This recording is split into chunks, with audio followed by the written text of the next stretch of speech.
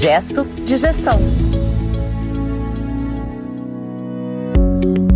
Olá, bem-vinda, bem-vindo ao Gesto de Gestão, o podcast da administração de escritórios de advocacia.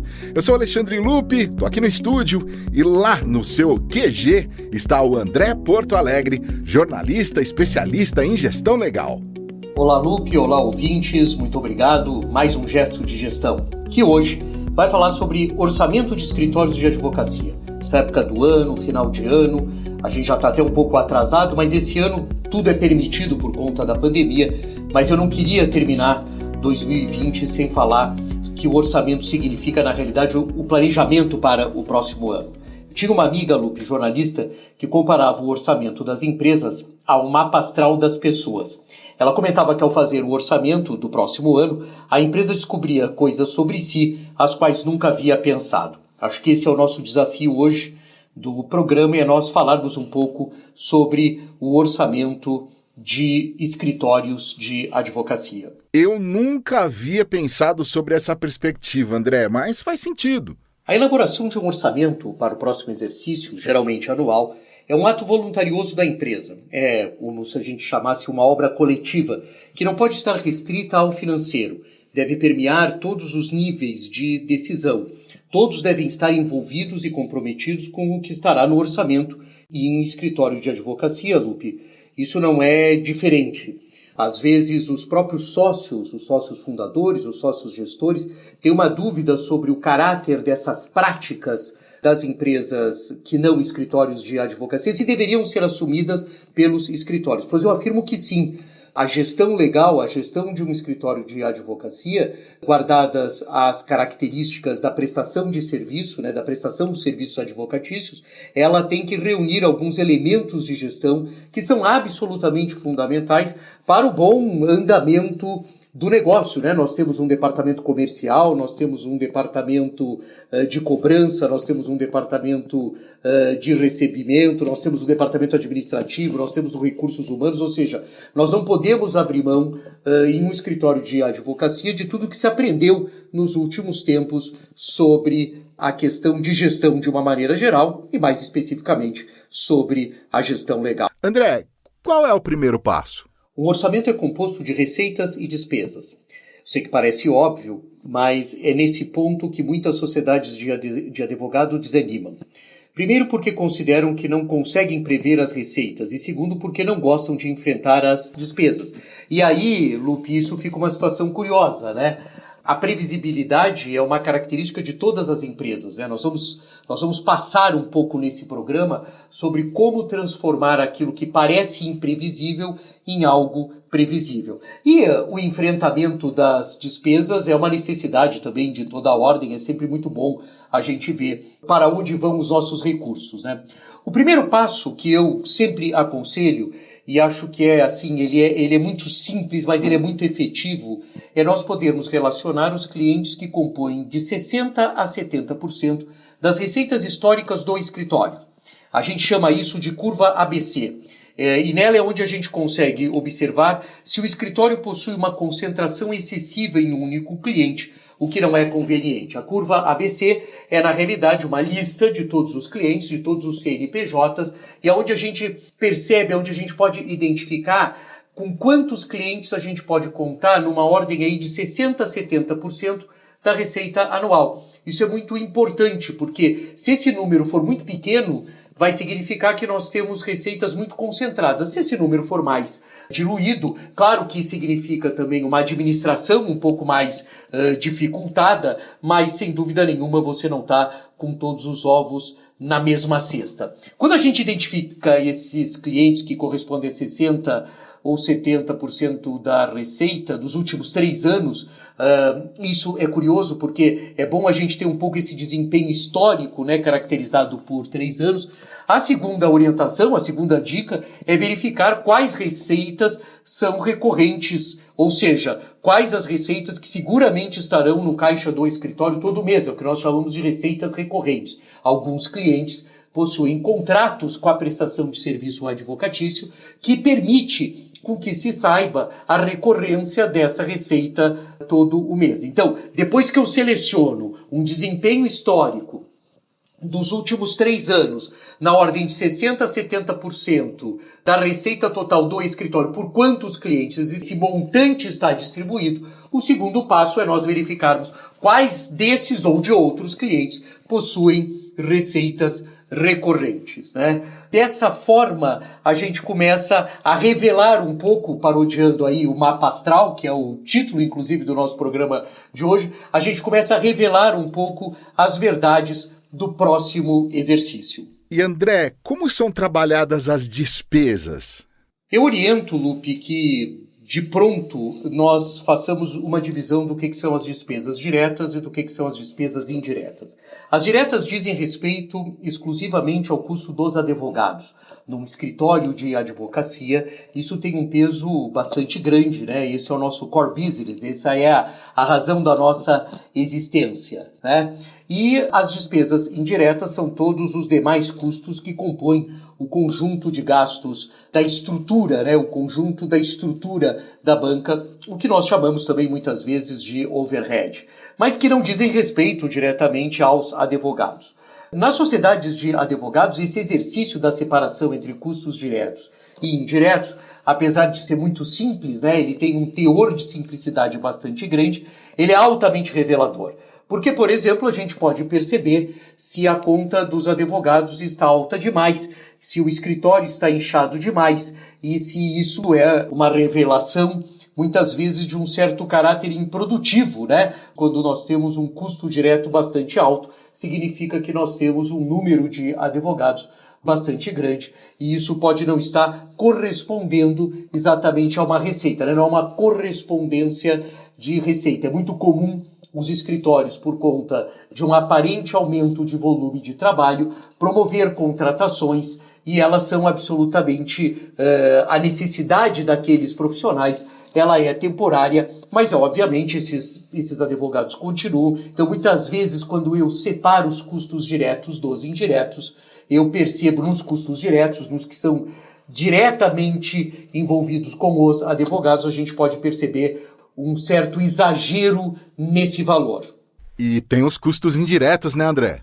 Os custos indiretos, eles dizem respeito aos valores destinados, já falamos aqui, à manutenção das estruturas dos escritórios. E isso tem uma outra característica interessante, com bastante incidência no caso das sociedades de advogados, por conta do modelo de operação dos escritórios, que, inclusive, convenhamos, Lupe, não é uma prerrogativa exclusivamente brasileira, né?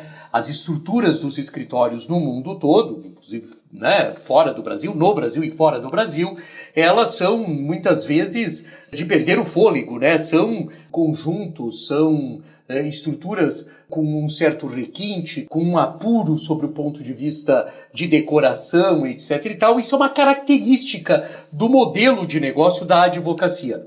Tudo isso não deixa de ser, não deixa de compor um custo indireto. Agora, muito impactado também essa reflexão, Lupe, tem sido muito impactada na época da pandemia, porque esses lugares belíssimos, muito bem decorados, alguns com obras de arte, muitos já capacitados de uma tecnologia que foi contratada nos últimos tempos, como sendo uma forma de diferenciação do escritório, isso se viu tudo, nesses últimos 10 meses, se viu subutilizada, né? Com o desempenho histórico dos principais clientes, as receitas recorrentes e os custos diretos e indiretos, nós começamos, na realidade, a vislumbrar um pouco a realidade do escritório para o próximo ano. Então, quando eu, lá atrás, né, aqui já falamos antes, né, quando eu começo a identificar desempenho histórico dos principais clientes, depois eu revisito, né, eu verifico quais são as receitas recorrentes, eu diminuo os custos diretos e diminuo os custos indiretos, eu começo a ter aí um cenário um pouco mais realista da performance do escritório para o próximo ano.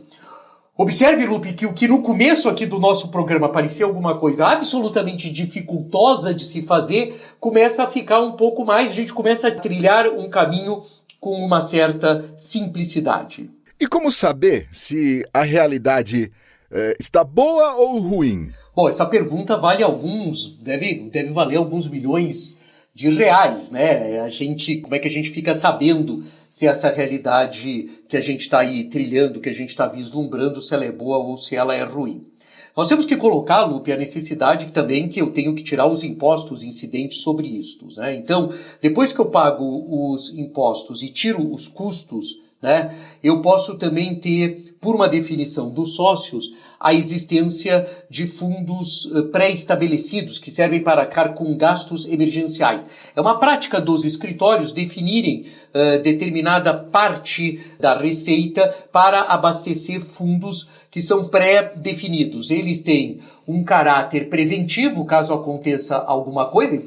A grande maioria dos escritórios tinham, o que a gente não sabia é que tinha uma pandemia pela frente, né? Alguns eles são usados inclusive para questões sucessórias de aposentadoria de sócios fundadores e assim sucessivamente, né? Mas o que eu quero deixar claro, e vou repetir muitas vezes aqui, é que o ideal nesse momento, depois que eu defini quais são as receitas e já tirei as despesas com os impostos, com os custos e com os fundos, é eu estabelecer uma relação de uma margem na ordem de 30%. Ou seja, o ideal é que a relação entre a receita total e a despesa total seja na ordem de 30%. Ou seja, o que tem que ficar tem que corresponder a 30% da receita total. Isso não significa que não existam estruturas com margens maiores e algumas com margens menores. Mas a meta precisa ser, em uma sociedade de advocacia, precisa ser de no mínimo 30%. E o mínimo recomendável é 18%. Então aqui eu estou colocando uma possibilidade assim, menos do que 18%, minha recomendação é nós revermos a validade da existência dessa operação. A meta é 30%, e mais do que 30%, a gente sempre vai estar numa situação bastante interessante. Lupe, é importante colocar que a construção do orçamento de um escritório de advocacia se dá pela identificação das receitas dos principais clientes, receitas recorrentes, subtraídas de uma previsão de gastos. O resultado dessa conta simples tem que corresponder a 30% do total de receitas. Isso é o que chamamos de meta. A meta não é um pensamento desejoso dos sócios, e sim, né, a meta é um pensamento sobre o resultado. A meta é o estabelecimento de uma receita que, diminuída da despesa, corresponda a 30%. Eu repito isso sucessivamente porque muitas sociedades de advogados têm dificuldade de entender como é que se estabelece meta. Ora, meta eu estabeleço, reconheço a receita, reconheço a despesa, pago os meus impostos, defino os fundos. O que sobrar tem que ser 30% do que entrou. Ah, mas não é. Essa é a meta. Ah, mas já é. Atingimos a meta. Ah, foi muito maravilhoso. Superamos a meta. André, eu acho que eu nunca havia pensado dessa forma. Fazer o orçamento dá um gesto de gestão fundamental para a saúde de um escritório de advocacia, ainda mais nessa época do ano e com as perspectivas para 2021. Mas, André, qual é o gesto de gestão que você destaca? Lupe, na última quinta-feira aconteceu virtualmente, né, porque estamos privados de todo o convívio mais presencial, uma das mais destacadas premiações do mercado da advocacia norte-americana. Aconteceu o Financial Times Innovative Lawyers. O Innovative Lawyers é uma premiação, ela acontece também na Europa e acontece na Ásia, sempre numa promoção, numa iniciativa do jornal inglês Financial Times, em parceria com uma empresa de consultoria para escritórios de advocacia, que é a RSG, da jornalista Rena Sengotti.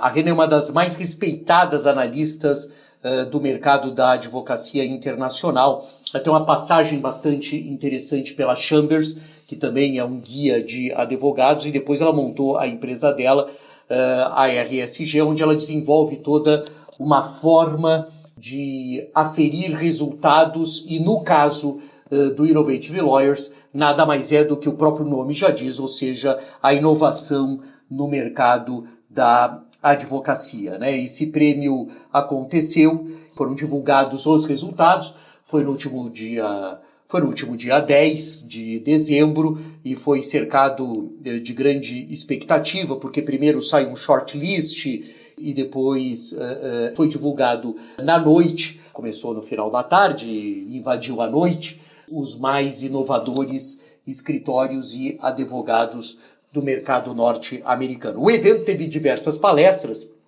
ele era intermeado, né?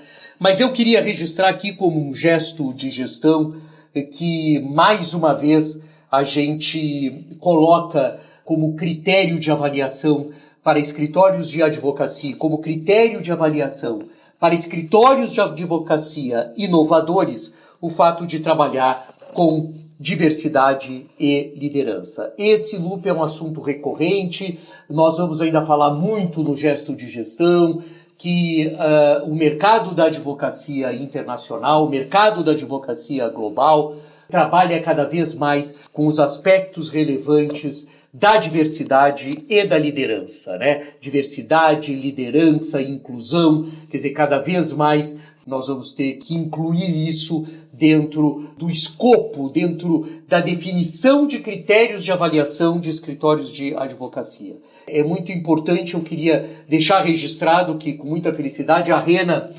Sengopt mudou esse ano os critérios exatamente para contemplar esse aspecto de diversidade, esse aspecto de inclusão e esse aspecto de liderança, que curiosamente é uma questão que vem sendo também olhada com muita atenção. As corporações internacionais e as corporações nacionais são muito grandes, mas a gente não consegue, tanto no Brasil quanto fora do Brasil, identificar lideranças empresariais das sociedades de advogados. Então esse é o gesto de gestão que eu queria deixar registrado essa semana. Ok, muito bem, André. Creio que os escritórios já têm bastante subsídio para promover o gesto de gestão, que é o orçamento do próximo ano.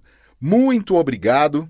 Eu sou Alexandre Lupe, esse é o Gesto de Gestão, o podcast sobre administração de escritórios de advocacia, uma iniciativa do jornalista André Porto Alegre, especialista em gestão legal, com produção da Compasso Colab. Até o próximo episódio. Gesto de Gestão.